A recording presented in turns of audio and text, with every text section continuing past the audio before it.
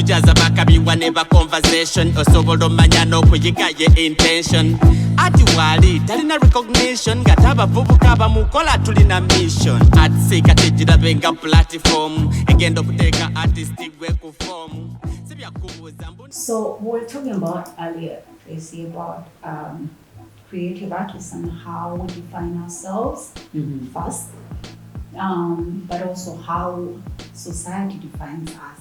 Yeah. You know, because we know ourselves, we pursue what we do, but we also exist within a society that perceives us a certain way.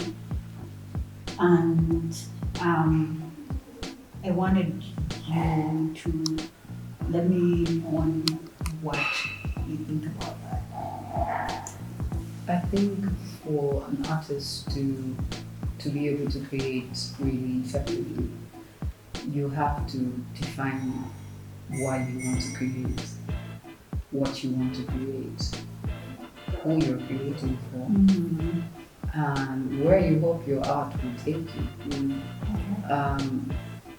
It's just the who, the what, the where, the when, you know, those kind of questions, and you just answer them for yourself. But the most important thing is to know who you are. Because there are times as artists when we create stuff and we hope, I hope people love this.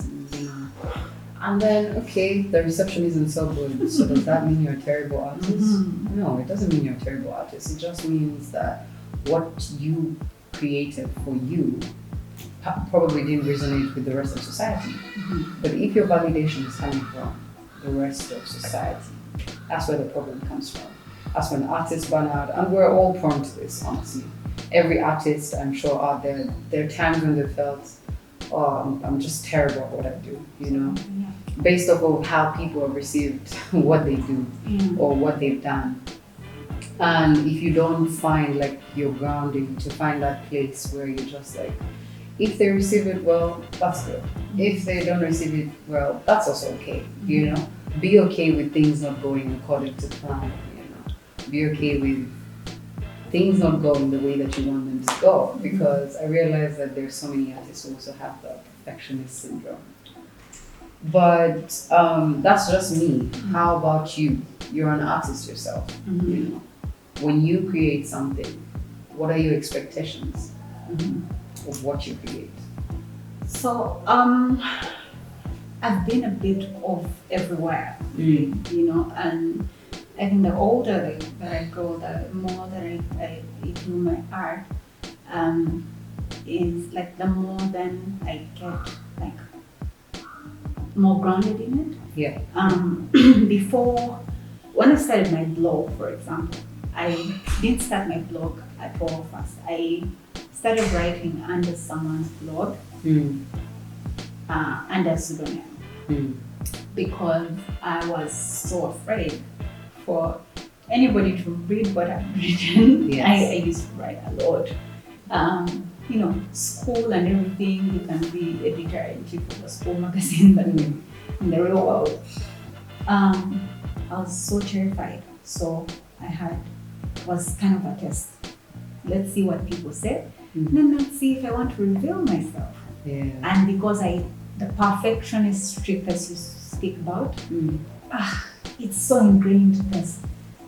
Because you could think it's just part of being an artist, but also I often question, does it come from another personality of mine? Does it come from my experiences, for example, as a firstborn child? You know?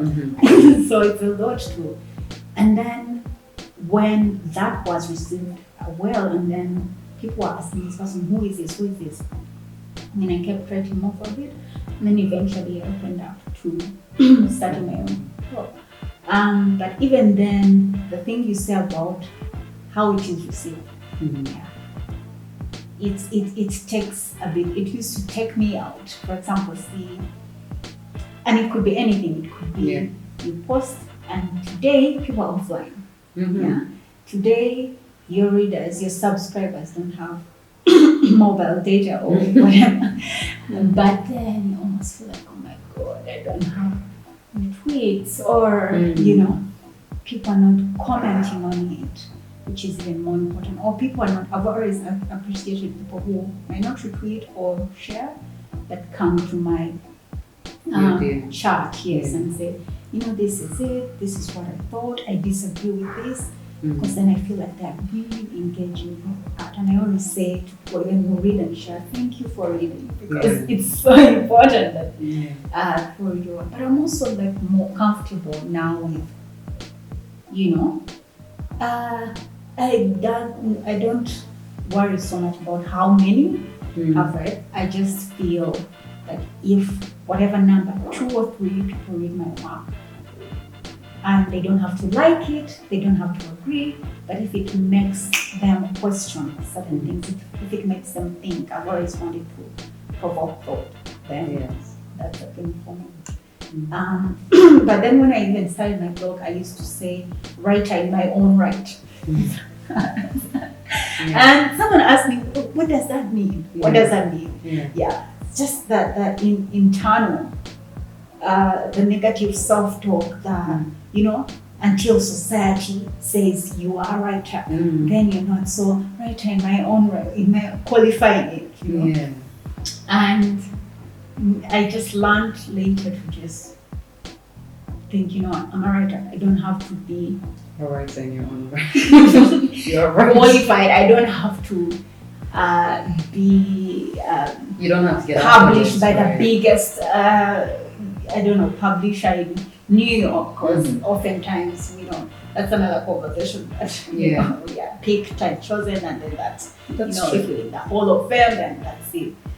Or you've been, and that's before I even had bylines in the paper, that kind of makes it, I'm a writer, I'm a papers. But that was before then, and I was just like, am I a writer, am I not? There's something that I've been thinking about that you asked me about that term artsy, because we also, we define ourselves, society defines us, and then language comes into play a lot of the time. So writer in my own right, blogger, is that a blogger?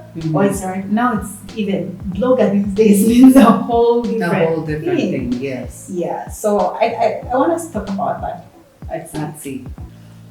So say artsy, fancy, it's you're something of, a liking to, You're not particularly that thing, you're just pretending to know something about something.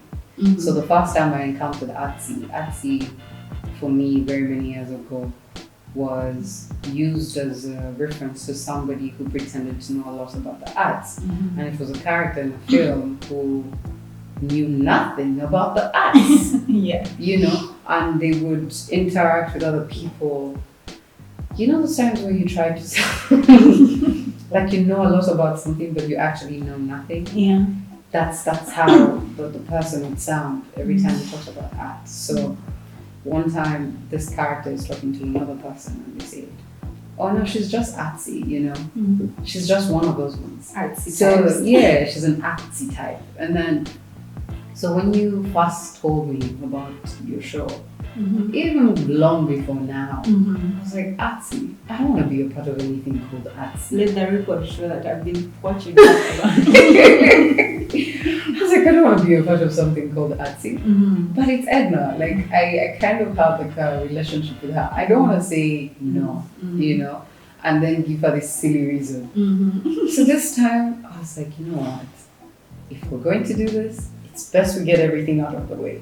So I appreciated that. I appreciated that. I like that I always like to think or work towards creating space to question, because I want that for myself. And I'm glad you spoke about that.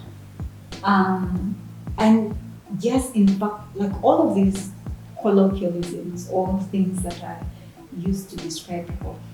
An example, something that it made me think of almost instantly was earlier, a few years ago, when we were organizing online,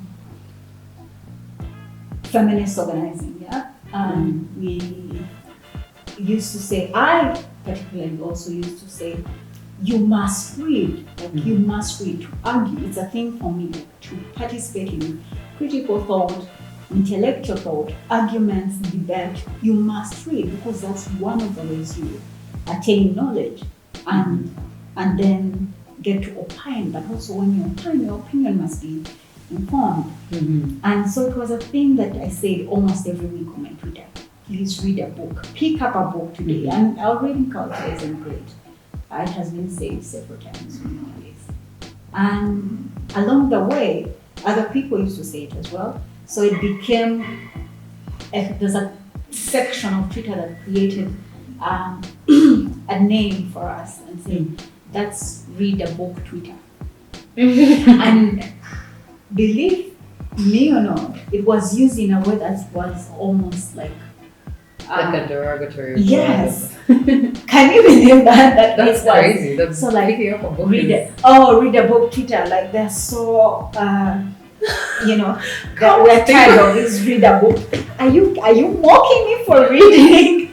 And so when I thought about artsy, and it is indeed used in as a derogatory or reductive. Yes. In a reductive way in many spaces. But being artsy is also, we use it in a way to say that we are creative artists, we create art, and so in that way, then we are artsy people.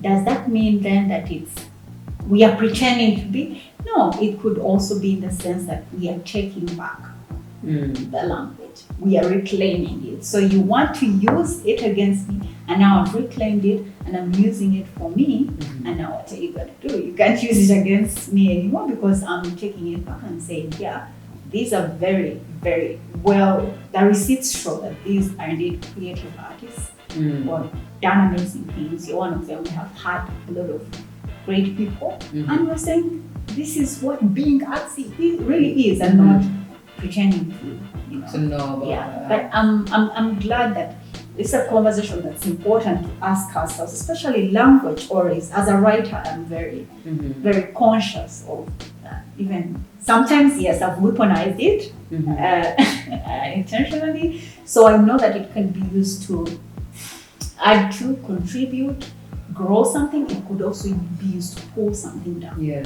And that responsibility, I feel should be huge and taken very seriously for all of us. And yeah, whether it's in naming other things or reflecting on other people or writing about stuff, or whether it's in how also we allow that language to be used.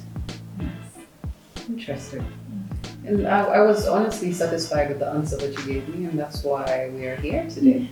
Yeah, but it's been amazing having you here. Yes, thank you. Thank you. I'm glad we had this conversation. I want everybody to think on it and tell us what you think. Yeah, tell us what you think. Does artsy mean you're pretentious? What does artsy mean to you? Bye.